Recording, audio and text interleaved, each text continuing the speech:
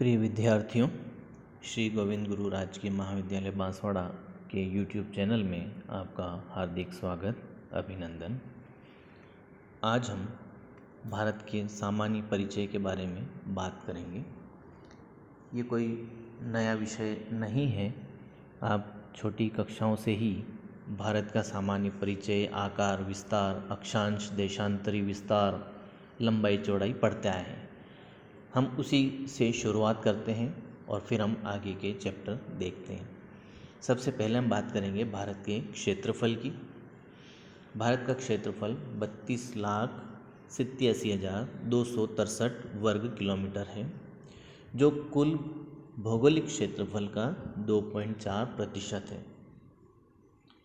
इस तरह से विश्व के देशों के अंतर्गत भारत 7वां स्थान रखता है। क्षेत्रफल के बाद भारत की जो आकृति है वो चतुष्कोणीय आकृति है।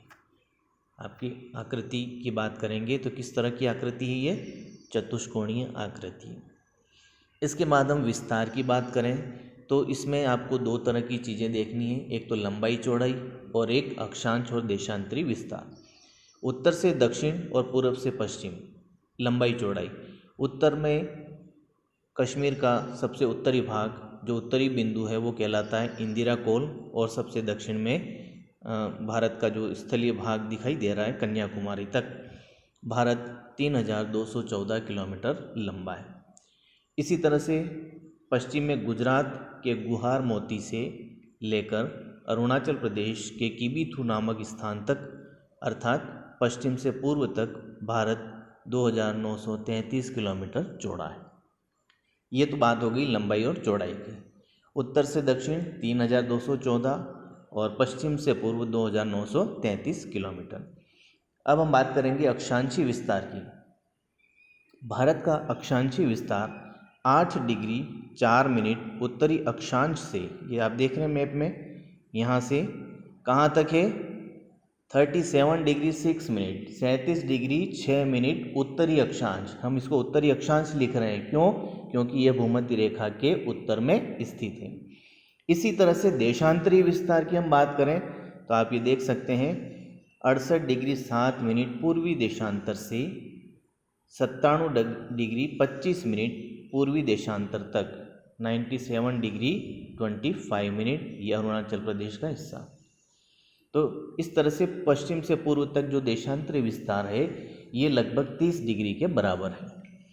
और यही वजह है कि भारत के पश्चिम में स्थित गुजरात और पूर्व में स्थित अरुणाचल प्रदेश के सूर्योदय में 2 घंटे का अंतर है।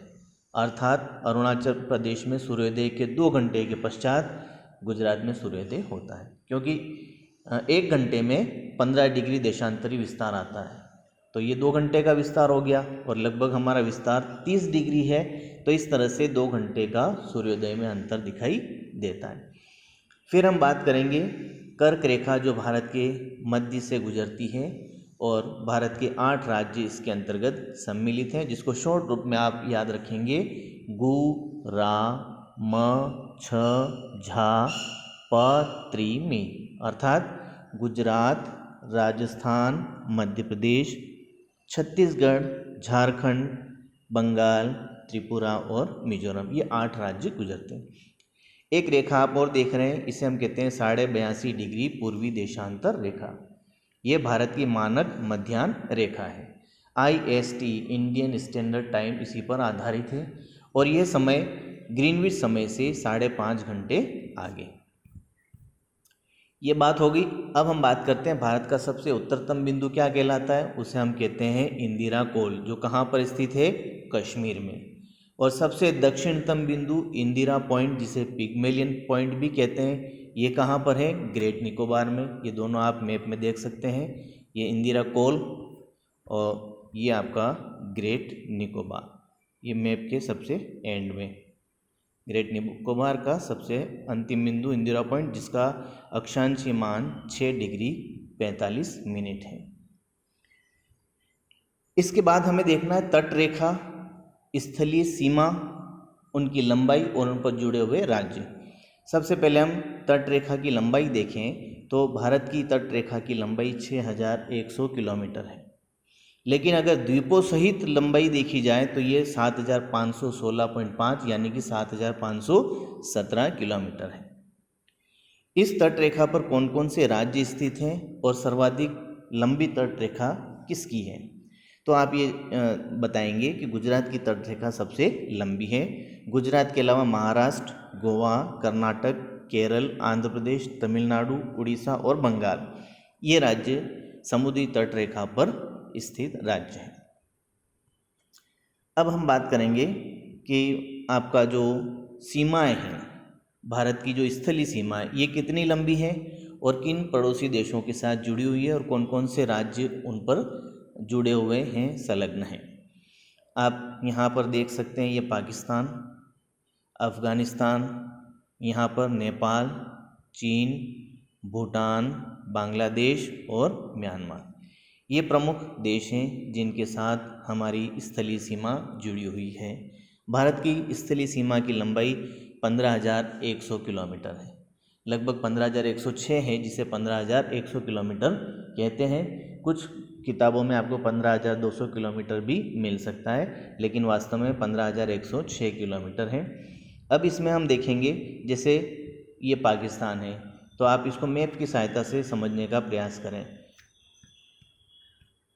ये पाकिस्तान, यहाँ पर आप देखें जम्मू कश्मीर, पंजाब, राजस्थान और गुजरात ये 4 स्टेट जुड़े हुए हैं, यहाँ पर ये स्थिति है।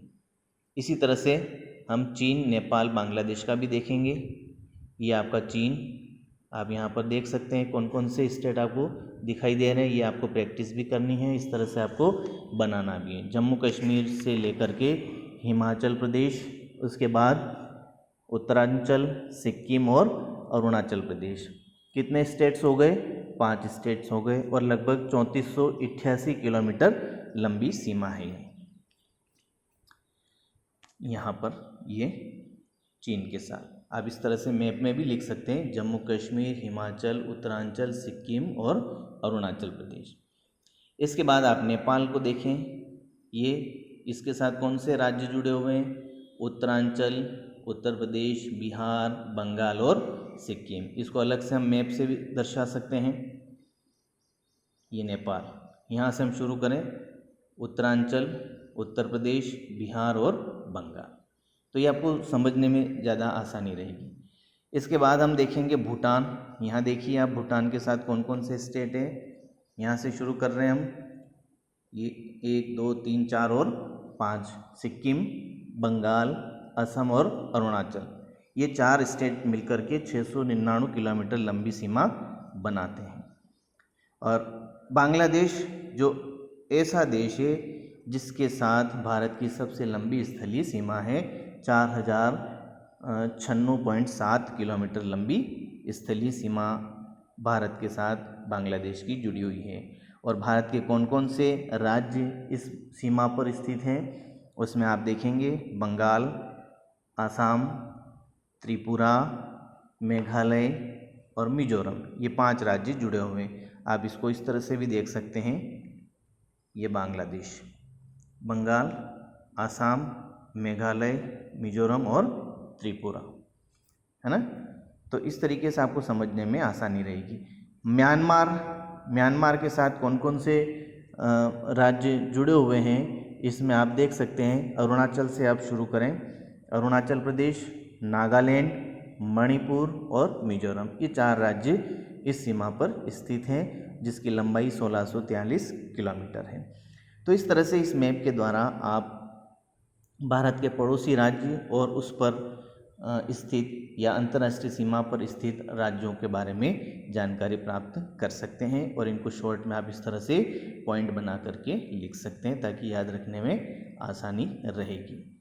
इसके बाद हम देखेंगे एक छोटा सा पॉइंट और है, जब भारत के मैप की बात कर रहे हैं हम, और इसमें एक आपका दोनों तरफ द्वीप हैं, एक तरफ लक्षद्वीप है और एक तरफ अंडमान निकोबार द्वीप समूह है जो बंगाल की खाड़ी में।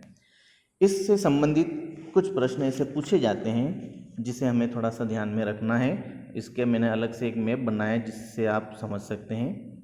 ये देखिए, ये अंडमान निकोबार द्वीप समूह है। और इसको किस तरह से विभाजित किया है ये ध्यान में रखना है आपको। सबसे उत्तर में उत्तरी अंडमान, देन मध्य अंडमान और उसके बाद दक्षिणी अंडमान। इसी दक्षिणी अंडमान में पोर्ट ब्लेयर यहाँ की राजधानी। दक्षिणी अंडमान के बाद छोटा अंडमान, जो अंडमान द्वीप का सबसे दक्षिणी पॉइंट है। छोटे अंडमान के बाद 10 डिग्री चैनल है जो इसे कार निकोबार से अलग करता है। तो निकोबार द्वीप का सबसे उत्तरी भाग क्या हो गया? कार निकोबार। कार निकोबार के बाद आता है लिटिल या छोटा निकोबार, उसके बाद बड़ा निकोबार जिसे हम ग्रेट निकोबार कहते हैं। और इसी ग्रेट निकोबार में भारत का सबसे दक्षिणतम बिंदु इंदिरा पॉइंट स्थित है, जिसका अक्षांशीय मान 6 डिग्री और 45 मिनट है।